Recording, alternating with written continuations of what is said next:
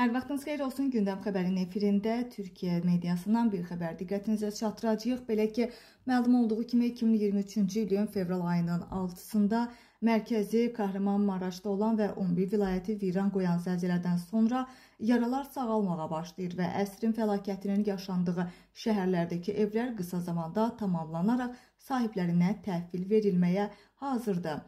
Gündəm xəbər Sabah qəzetinə istinadən bu xəbər diqqətinizi çatdırır ki, belə ki, sabah 19 iyun tarixində Kahramanmaraşın Azərbaycan məhəlləsində Azərbaycan hökuməti və TOKİ-nin birgə əməkdaşlığı ilə tikilən evlərin təhvil verilməsi mərasimi keçiriləcək. Mərasimdə Türkiyə Prezidenti Rəcəb Tayyib Ərdoğan, Azərbaycan Prezidenti İlham Əliyev və Türkiyənin Ətraf Mühit Şəhərsalma və İqlim Dəyişikliyi Naziri Murad Kurum iştirak edəcəklər.